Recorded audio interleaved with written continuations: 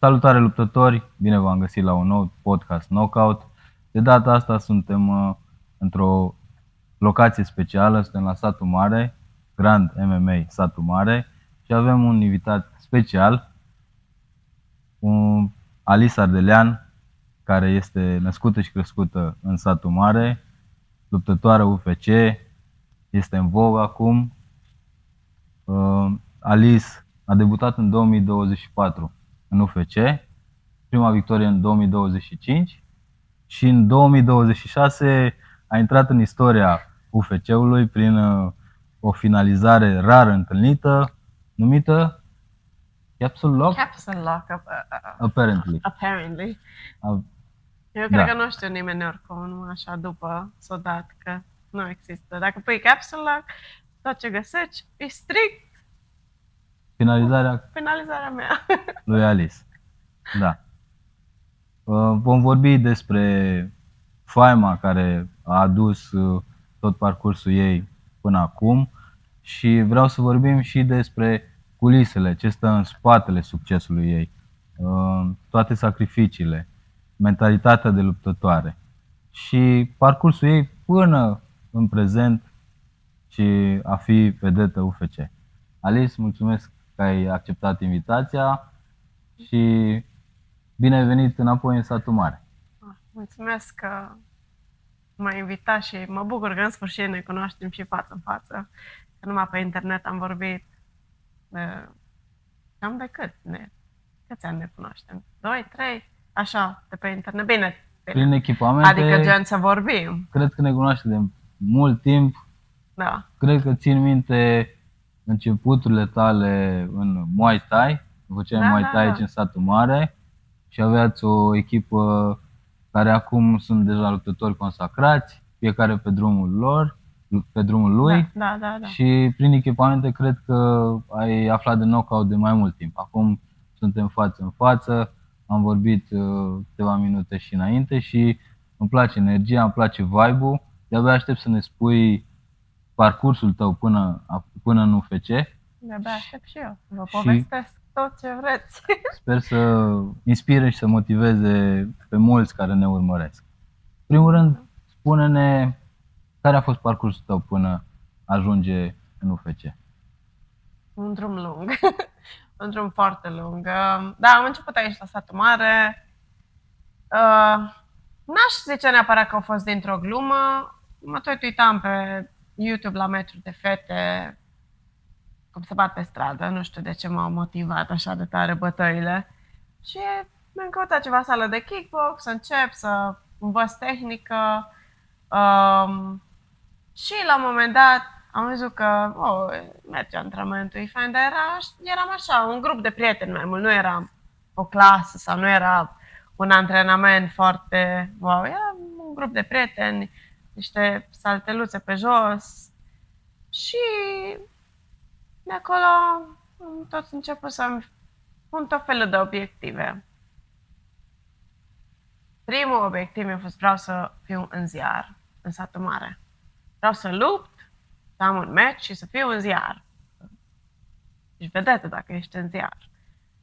Vrei să fii considerată luptătoarea sătmăreană. Da.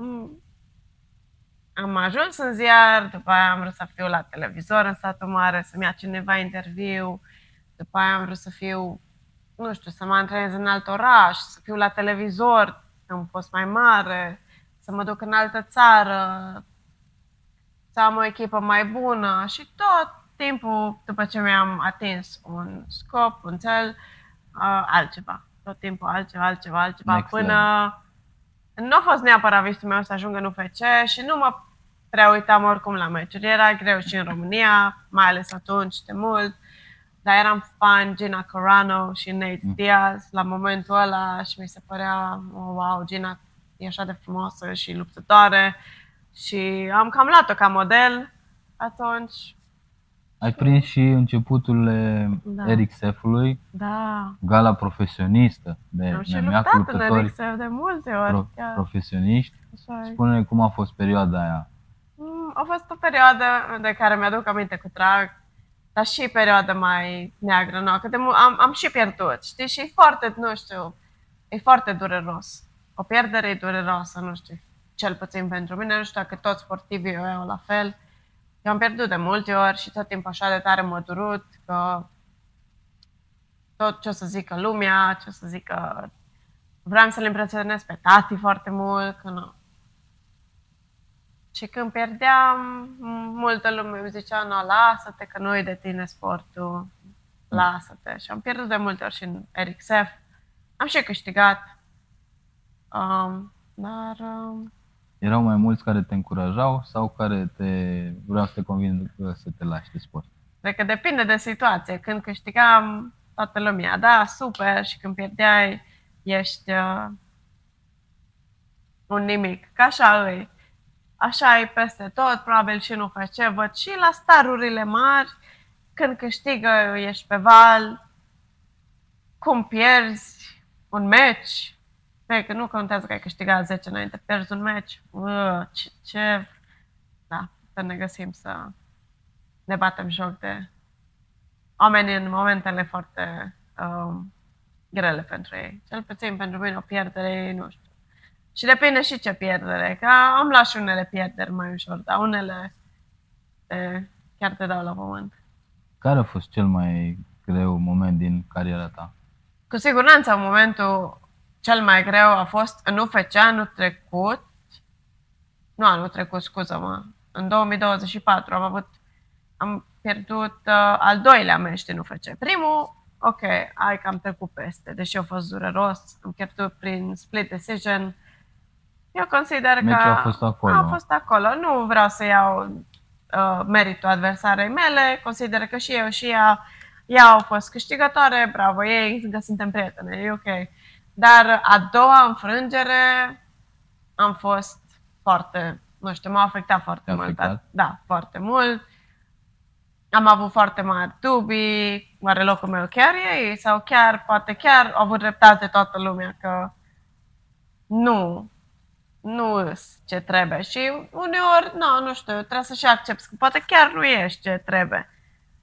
Dar, nu știu, cred că am stat 2 luni, n-am fost bună de nimic. Nu știu, mulțumesc tuturor care au fost în jurul meu, că n-am fost o persoană ușoară să fiu în jur atunci. Nu eram eu, foarte tare m-a afectat pierderea aia și cred că aia e cea mai... Și cum ai trecut peste?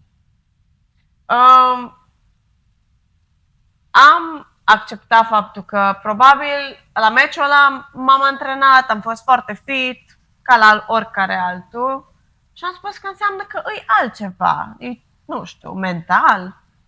Și am început să vorbesc cu un psiholog de sport de la UFC pentru că am realizat că și în timpul meciului eu nu eram prezentă în meci, eu mă gândeam la colțul adversarei mele, oare de ce tot strigă ei, că doar, nu știu, îi dădeam eu un pumn și ei urlau, de ce strigă ei, sau nu mi-auzeam colțul meu, mi-a fost uscată gura, deci mi-am pierdut concentrarea 100% la meciul ăla, nu eram acolo și meciul ăla l-am pierdut mental.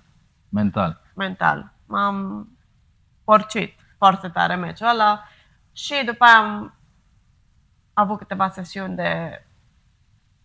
am discutat numai cu un psiholog de sport, pentru că și am fost cu mentalitatea asta, da, ce ne trebuie nouă, doar e o stare mentală, mă duc acolo, îi dau, dar nu e așa, că te pierzi fără să-ți dai seama. Și chiar, nu știu, aș recomanda la mulți, dacă vedeți că ceva nu merge la meci, ceva, nu știu, dar vedeți că sunteți pregătiți, ați pus totul în pregătire, totul e perfect și totuși s-a întâmplat ceva, nu știu, s-ar putea să fie mental. Și eu am decis să încerc și asta. Pentru că am făcut tot. Am dus în altă țară, în America, singură, m-am antrenat, nu știu, dieta mi-a fost perfectă. Înseamnă că a fost altceva și am zis, asta e atunci, hai să încerc și asta. Asta a fost singurul lucru pe care nu l-am încercat și în care nici nu am crezut. Și am tot, nu știu, cred că în octombrie am avut meciul și în mai, anul viitor, gen cum ar veni, am avut următorul meci pe care l-am câștigat, dar foarte mult am lucrat la mental. efectiv exerciții, ca și cum ai face exerciții fizice, au fost exerciții în minte, dar Mhm. nu știu, că nu e chiar așa cum crede lumea, că e, oh, nu știu, ce science fiction, e Sau exerciții ce simple. Da. meditație sau... Nici măcar meditație, trebuie numai să te concentrezi când ai sparring, să fii prezent, hei, când vezi că ți ia mintea, hei, stai că eu acum Aici fac și ceva. acum. Sau mă gândeam la noaptea meciului, înainte cu o lună. Dar eu sunt Așa e înainte cu o filmul. lună și nu mă antrenam, că eram stresată de meci, dar eu încă, hei, stai că mai ai o lună de antrenament. Astăzi e miercuri, ai sparring, hei, concentrează-te pe fiecare moment, că și, nu știu, bucură-te, fii prezentă și ia tot. Nu te gândi la ziua meciului, te gândești la ziua meciului, ziua meciului, știi? Nu are rost să te încarci așa de mult, că până ajungi la meci, ești gata. Ești efectiv epuizată. Secătuită de Da, energie, ești baterie epuizată.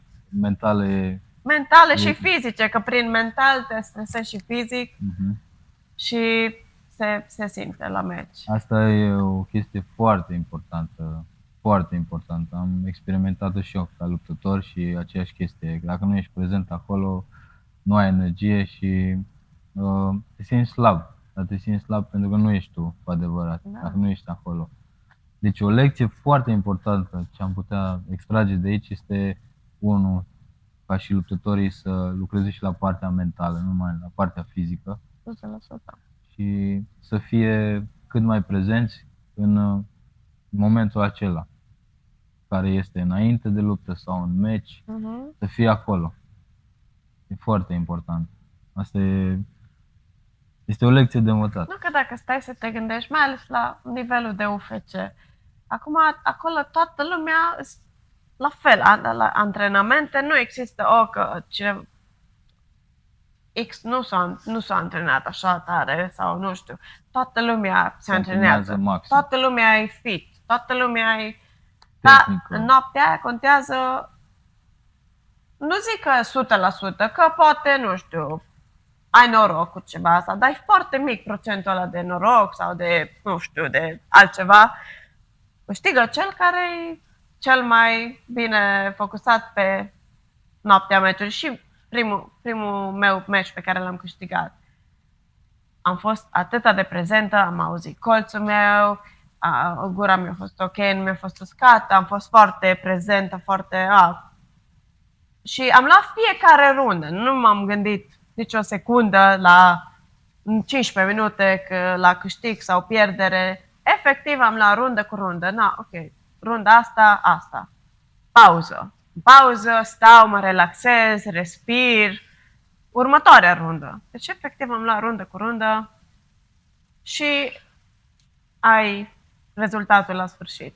In the flow sau in the zone, cum se numește. Ai fost prezentă foarte. Secundă cu secundă. Foarte. M-a ajutat toate sesiunile cu Maica, îl cheamă, de la UFC. M-a ajutat, dar și înainte de UFC am mai avut Leo Franco. Nu știu dacă îl știți pe Leo Franco. Cu el Sigur. vorbesc de ani de zile. M-a ajutat cu multe omul ăla. Adică mare parte din tot ce am sau unde am ajuns e și pentru că am vorbit cu el la momentul potrivit și am luat deciziile corecte. Că nu mergea nimic și cred că de 2 ori am vorbit și așa de, nu știu, omul ăsta are o gură de aur. Are har foarte pentru așa ceva. Nu știu dacă nu-l urmăriți, Leo Franco, urmăriți și povestea, e foarte interesant. E un român, plecat din vremea comunismului, a fugit în America, are o poveste foarte faină și are și 2 cărți. Da, încă mai păstrăm legătura. Ai recomanda ca și sportivii să lucreze și pe partea mentală, adică cu un antrenor, cu coach? Cu orice, dacă își permit, știu că e un sport scump și mulți nu își permit, efectiv nu își permit, că așa îi. Nu știu, cu cineva, să vorbiți cu cineva și cu antrenorul și cu, nu știu, un unchi mai îndepărtat în care ai mai multă încredere, efectiv trebuie vorbit, nu trebuie ținut în tine. Oricine, trebuie să te aghezi de oricine care te poate ajuta. Că ești, da, lupți singur, dar înainte, da, îți trebuie mai mult ajutor. Bun. Acum ești în UFC, ai deja câteva meciuri, ai un track record în spate. Spune-ne cum primii bani câștigați din lupte, cum a fost? Gen primii bani înainte de UFC sau la UFC? Hai să vorbim din momentul intrării în UFC, că este cea mai cunoscută organizație de MMA din lume, și mai mult decât atât să ne spui care sunt costurile ca să fii un luptător de performanță la nivelul UFC. Costuri mari încă și dacă ești în UFC și mai ales primele meciuri, nu ești plătit foarte, nu știu, cam între 10.000 și maxim 15.000.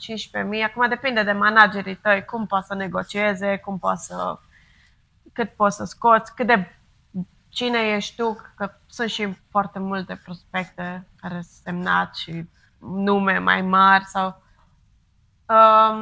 Dar și așa, că ajungi acolo, sunt foarte mari costurile.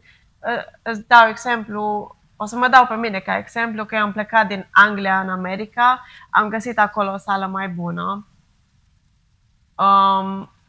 Faptul că am mers acolo, trebuie să-mi iau o chirie nouă. Mașină, nu poți fără mașină. Să stai acolo, mâncare, să mergi la sală în fiecare zi, ești tu pe cont propriu. Dar eu, casa mea, cum ar veni, era în Anglia încă. Acolo stăteam, da. Dar sunt costuri foarte mari. Și mulți, eu fac și bani din altceva. Altfel nu mi-aș fi permis, numai din banii din UFC să stau în America sau să mă antrenez în altă parte, în niciun caz. Se spune că odată ce ajungi în UFC e bogat. Ești bogat. E adevărat sau fals? Nu, în niciun caz, nu. Adică ești plătit, clar, mai mult decât poate la alte competiții pe care le-ai avut înainte, dar nu. Pentru că e un sport scump. Hai să luăm ultimul tău meci. Fight Night Las Vegas, 117, parcă. Cât a costat fight camp-ul tău complet, înainte de meci? Care au fost costurile? Wow. Și pe ce perioadă? Da. Am mers înapoi în America și am zis că vreau să stau acolo ca lumea în decembrie. Dar fight camp-ul meu a început cam cu 3 luni înainte de meci. Meciul l-am avut Meciul l-ai avut în mai, da? Da. A început cu 3 luni înainte. Cu 3 luni înainte. 3 luni chiria, în primul rând. Mă costă $3.000 pe lună chiria. Eu cred că e foarte scump, dar asta e. $3.000. Mașină. Am reușit să rezolv cu domnul care îmi închiriază mașina printr-o aplicație, că plăteam aproape 2.000, $1.900 pe lună pentru o mașină. Și am vorbit cu el, pentru că i-am închiriat tot timpul mașina, hai să nu mai mergem prin aplicație să plătim atâtea fiuri, și a reușit să-mi o dea la 1.000. Dar și 1.000 pe lună să plătesc mașina e foarte scump, plus cum a crescut acum prețul la benzină și așa mai departe. Deja acolo sunt 4.000 pe lună din doar cazare și îmi plătesc mașină. Sala pe lună. Sala? $100, $120 dacă nu ești luptător sau nu, și $100 costă faptul că te antrenezi acolo pe lună. Pentru că, până la urmă, business-ul e business, eu o să plătesc absolut tot ce e de plătit la oricine, nu-mi place să rămân datoră. Mâncarea, acum, cu mâncarea am noroc că îmi trimite UFC, poți să nici nu-ți trimită, asta depinde de tine. Ei au compania lor, se numește Ignite, e nou. Ei și-au făcut mâncarea lor și când ai match, dacă ești în state, îți trimite ei mâncare. Pentru că Dacă Mie- lupți în organizația lor, în UFC? Da. Poți să faci cerere că ești luptător și ai cam, numai înainte cu 2 luni. Îți trimit ei mâncare. Dar asta e totul gratis?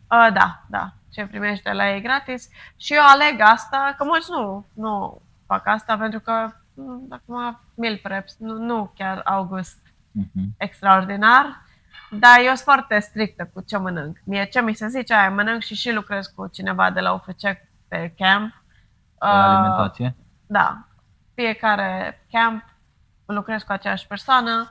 Începem cu 2 luni înainte și eu fac exact ce mi se zice și mănânc exact ce mi se zice. Dacă îmi spui, Alice, mănâncă bucata asta de caca, aia o mănânc, numai să fac categoria. Așa sunt eu foarte strictă în camp și da, mâncarea 2 luni înainte nu ar trebui să plătesc, dar e și asta, și meal preps-urile astea sunt cam scumpe, cam $150-200 pe lună. Eu cum mănânc, nu mănânc mult, dar dacă aș mânca mai mult, ai ajuns și la mai mult pe lună, strict cu mâncarea. Și în plus, dacă nu vrei de la UFC, mâncarea costă acolo. Suplimente?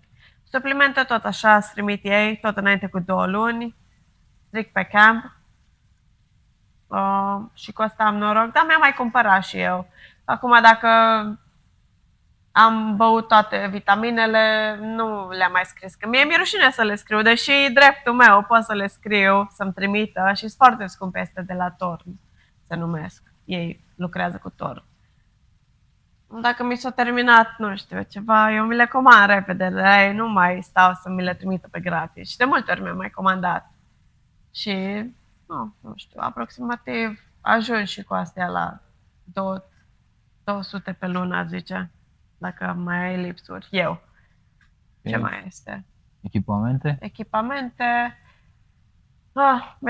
În general mi le comand eu de pe site-uri, că sunt foarte, nu sunt mofturoasă, dar eu un tip de haine pe care le suport pe mine la antrenament.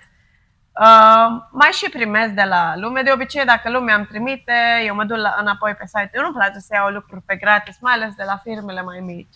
Că toți am fost la început de drum și mie îmi place să, cum îi zice, support. Îmi place să susțin pe oricine vrea să mă ajute. Eu zic, ok, chiar dacă îi zici, bine, dacă vrei să-mi trimiți, trimite-mi, dar cum eu trimis, cum am mers pe site să mai comand ceva extra, să nu rămâne în gaură. Eu sport, așa, altfel nu pot să dorm noaptea. Da, confirmăm chestia asta, că s-a întâmplat și câte ori nu relația tot cu Knockout trimiți Sport. și tu. Și ți-am zis, nu mai trimite și mi-am mai comandat aici colo, că e un pic complicat să mi le trimită din România, dacă îmi vin în România mi le iau de la bunica mea. Sincer, mănânci de mea ca tale. Cred că pe tot ce le-am încercat din lumea asta nu există. Mi le spăl, încă mi le-ai trimis, tot campul trecut, am făcut istorie cu mânușile tale și nu vreau să le arunc, le spăl în mașina de spălat. Să nu încercați asta și acasă, nu se spală în mașina de spălat, doar dacă ești Alice Ardelean. Disperat ca mine, așa? Alice Ardelean, în rest poți să-l lași la uscat, poți să dai cu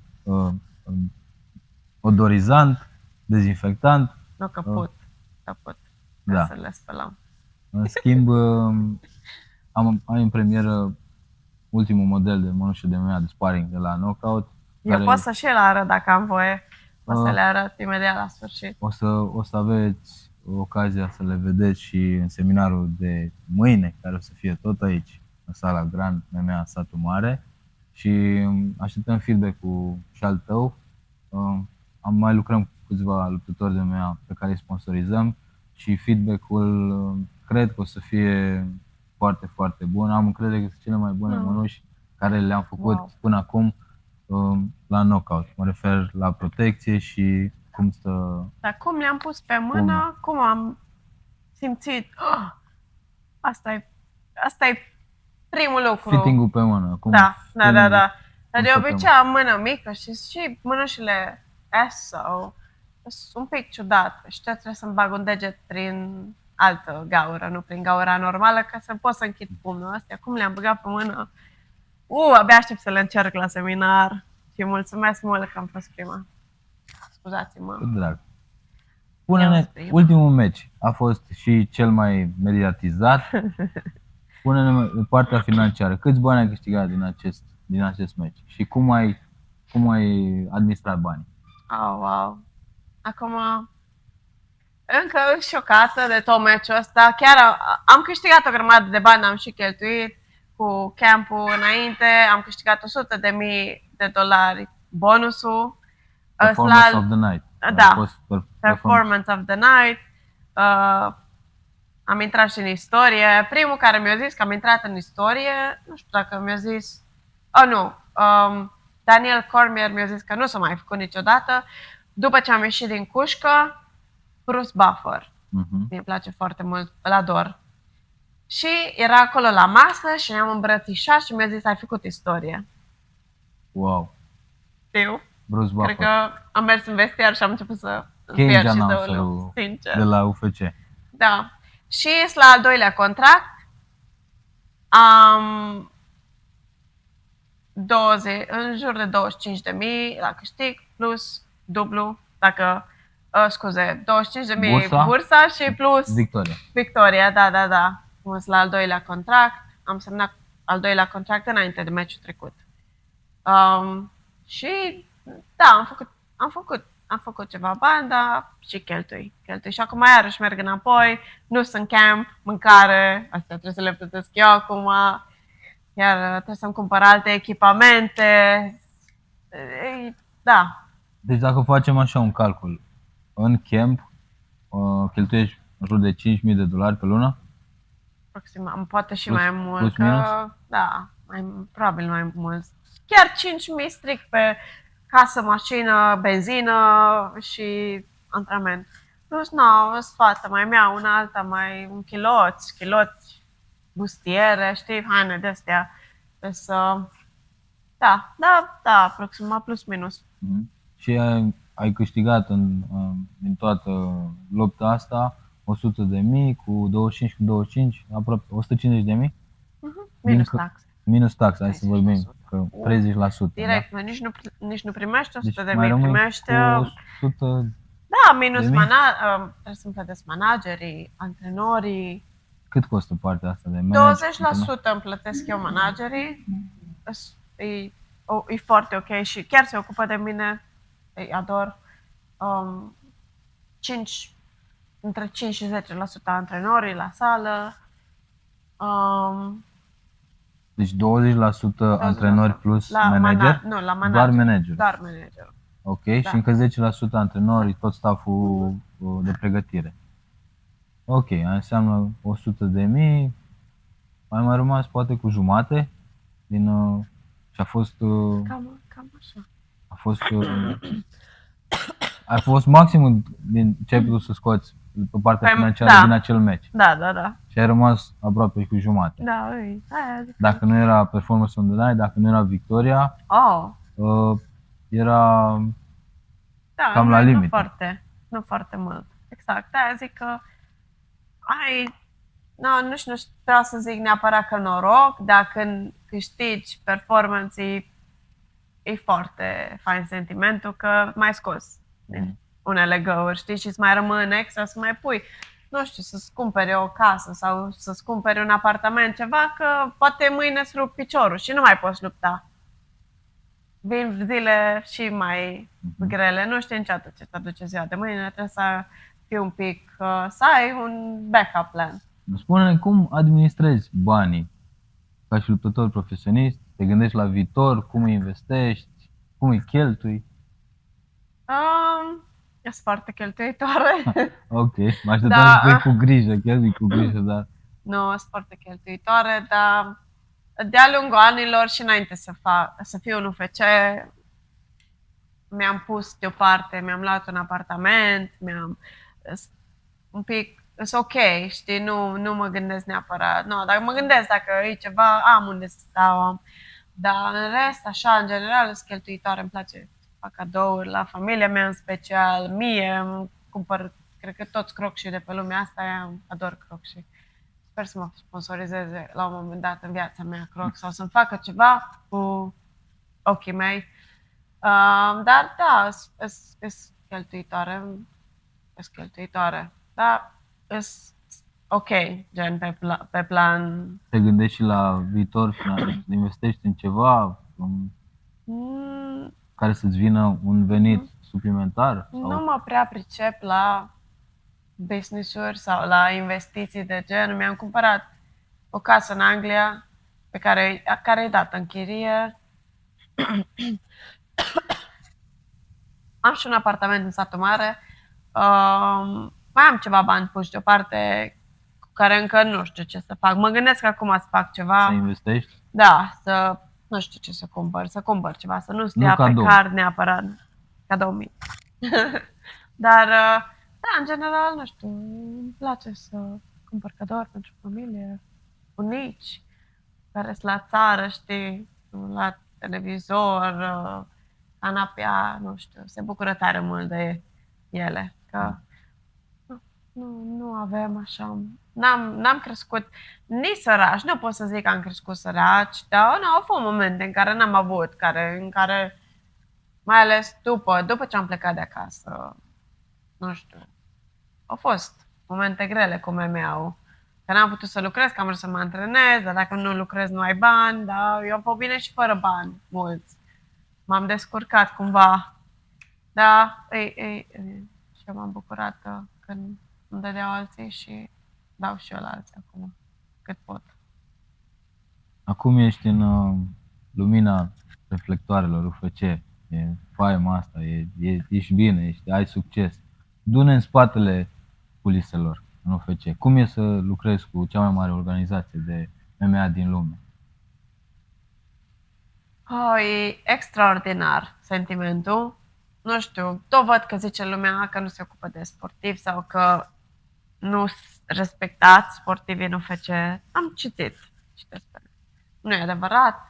Eu, ori de câte ori am mers la institut, de exemplu, să mă duc la tratamente, doi, m-au programat, am avut o accidentare foarte mare înainte de meci, cu 7 săptămâni. Aproape că mi-am rupt piciorul. Un băiat m-a accidentat la sală. Scuze. Și am fost disperată. Le-am scris la câteva persoane care se ocupă cu tratamentele acolo la UFC. Mi-au zis, în momentul în care vii aici, în fiecare zi, o să ai tratamente, s-a ocupat de mine. De câte ori am mers acolo, nu știu, mi-a dat, poți să mergi să faci antrenament tu cu cineva de acolo, condiție fizică în general, că sunt foarte Se ocupă unul la unul? Da, exact, sau? Unul la unul. Unul la unul, ajungi acolo. Dar și în săptămâna meciului, știi, în momentele alea se ocupă de tine cu slăbire dacă ai nevoie, nutriție, mâncare, absolut până la cel mai mic detaliu. E raiul pe pământ. Eu când am ajuns în UFC și am văzut ce se întâmplă în săptămâna meciului, că eu așa am fost semnată în UFC în Anglia, nici măcar în America. În Anglia și ei tot așa vin din America, nu-i gen baza lor acolo. Dar eu am crezut că am ajuns în rai. Când am văzut, Doamne, și mâncarea. Și pe mâncare era numele meu pus. Echipamentul de meci. Dinaintea meciului. Da, de meci. Până la cel mai mic detaliu. Și când lupți în America, mai ales în Vegas, unde au ei sediul lor și este și Apex, acolo și mai și. Ești acolo, ai toate condițiile și asta vreau să zic că eu nici măcar n-am fost obișnuită cu atâta bine. E foarte bine, e prea mult bine. Nu știu, așa mi se pare. Și la meci, la gală, știu că a fost Fight Night la ei acolo în sediul lor, în Las Vegas. Cum a fost tot procesul ăsta din ziua meciului? Cum s-au purtat cu tine? Spune ceva din spatele cortinei UFC. efectiv din Fight Night. Din Fight Night. Ajungi, ok, te iau de la hotel ca și o limuzină. Te iau pe tine și pe echipa ta. Că pe fiecare duce strict cu 2-3 ore înainte. Tu ai meci de la 12, vin după tine la 10, 9, ceva de genul. Și așa pe fiecare, nu ne duce pe toți sau așteptăm acolo, nu, te relaxezi, când ai meciul, strict te aduc cu câteva ore, ajungi acolo, toată lumea te întâmpină, îți arată unde să mergi, unde să-ți pui lucrurile, trebuie să dai tot timpul, cum ajungi acolo trebuie să dai monstre pipi, să te verifice de antidoping, da, tot timpul, absolut. Tot timpul ești testat. Okay. Cum ajungi acolo, ăsta e primul lucru, îți iau monstrele, te pui, îți fac bandajele, îți aduc mânușile să le încerci dacă ți-e ok. Medical check? Medical check nu se face înainte, se face în ziua cântarului, chiar după ce ai ieșit de pe cântar. Dacă se fac ceva medical checks. După meciuri se fac medical checks ca lumea. Da. Dar chiar înaintea meciului nu se fac. Ajungi acolo, efectiv, îți găsești toate hainele cu numele tău și hainele antrenorilor pe scaun. Toate acolo, rapid. E foarte organizat, adică până la cel mai mic detaliu vii și îți vezi toate hainele acolo, că nu ți le dau înainte, numai strict în ziua meciului. Și imediat asta vreau să zic, că vin cu un cărucior înainte să intri în meci, toate hainele, toate lucrurile ți le duc afară și imediat după ce termina meciul faci media și faci medicalele și gata, te pun în mașină și te duc acasă. Nu mai poți tu să stai, să mai uiți și la alte meciuri și la... Media ce înseamnă? Poze, autografe, interviu? Da, poze, autograf, îți ia tot timpul, tu alegi ce vrei să-ți dai, ceva cu care ai luptat. Să donezi? Nu-i de donat, le pun, cred că pe site, le pun pe site și la licitație sau ceva de genul și tu primești 30, ei cred că țin 30% și tu primești nu știu cu cât s-au vândut. Data trecută s-au vândut o pereche de mânuși cu care am luptat meciul trecut cu vreo $200 cu autograful meu. Deci e un accesoriu pe care trebuie să-l lași, ori mânuși, ori tricou sau o jachetă. Eu am vrut să-mi las de multe ori șorții, dar șorții nu vreau să ia, că pe aia luau mai mult. Da, și cam atât. Deci foarte organizat. După meci? Imediat, nu, la gară. Următori și eu aduc pe următorii și tot așa, vin pe rând. Și e fain și acolo în vestiare că ai televizor, live, ai tot. Vin, te mai filmează, știi când postează Dana White-ul. Acum încep prelims, acum e următorul meci. Da, și te filmează un pic, fiecare. Spune-mi despre echipamente, cum le folosești, ce preferi în camp, cum sunt echipamentele din ziua meciului. Sunt diferite de cele cu care te antrenezi înainte de meci? Da, echipamentele de UFC sunt un pic... Când ajungem acolo la check-in, marți se face check-in în săptămâna meciului, primești un rucsac plin cu echipamente de antrenament strict. Se numește Fight Week de la Venom. Și în timpul meciului primești altfel de echipamente care sunt mai mult de show și cu care lupți. Da, echipamentele pe care le primești, strict să le folosești în săptămâna meciului, să faci poze și... acum în Fight Camp folosesc mai multe tipuri de echipament, dar strict pe Fight Camp. Cam după un Fight Camp nu mai folosesc aceleași lucruri, că miros foarte urât, mai ales acolo. Eu mă antrenez în Orlando și e foarte cald și umed acolo, așa se transpiră. Și ai toate hainele și toate echipamentele la sfârșit de camp, după 2-3 luni, ți sunt băxite. Asta e bine pentru categorie, e rău pentru echipamente, că Exact.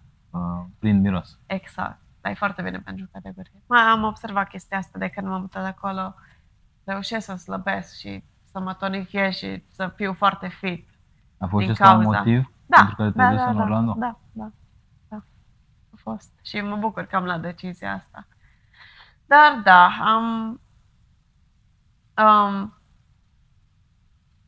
ce mai întrebat? Despre echipamente. Folosesc... Cele de meci cum sunt? Mănușile de UFC. Toată Da. lumea a văzut pozele, vede videouri cu acele mănuși de UFC. Cum le-ai simțit pe mâini? Am avut norocul să lupt cu două tipuri. Acum, în 2024, au vrut să schimbe mânușile că erau prea multe eye pokes. Erau prea multe accidentări Împungere în ochi. Da. Era mâna Și, deschisă. exact. Și, nu știu, s-a decis să schimbe mânușile și s-au dat niște mânuși care erau foarte subțiri în comparație cu mânușile lor clasice. Și cred că au făcut 2-3 gale sau 4 cu mânușile alea. Și erau foarte subțiri, începutul, adică se tăiau foarte des, erau atât de subțiri. Cu alea am luptat eu prima oară când am fost semnată la UFC, eu n-am știut de astea la alte.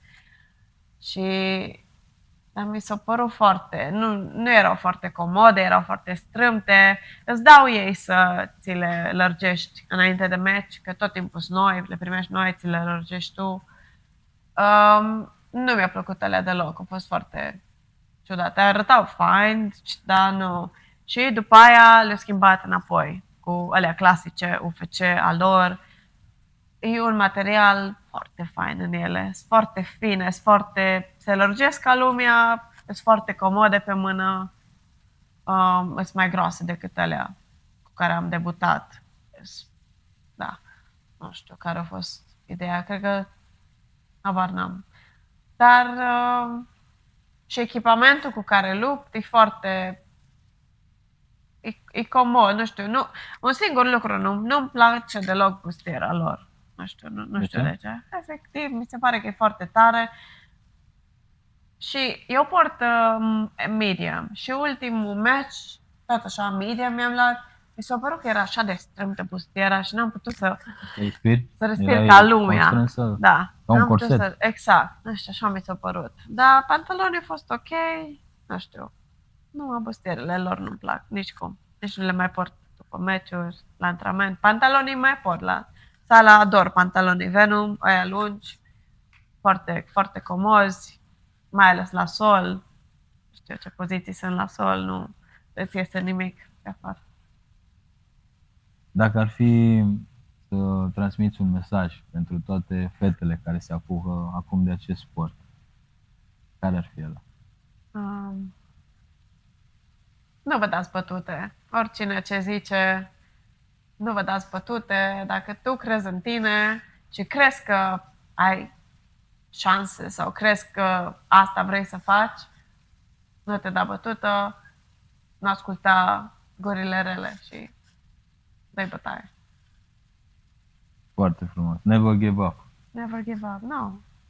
Dacă eu renunțam când mi s-a zis, lasă că nu-i de tine sportul ăsta, mă lăsam. Și nu știam cum mă iei după aia. Asta e că și regres că oare ce-ar fi fost dacă nu mă lăsam. Da. Așa măcar știi. Așa măcar știi.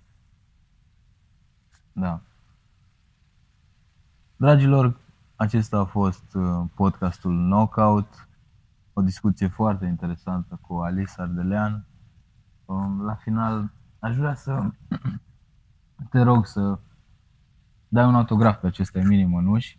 O să le dăm la giveaway și sper să motiveze podcastul și împreună cu aceste mănuși pe cineva să-ți calce pe urme din România. Sper.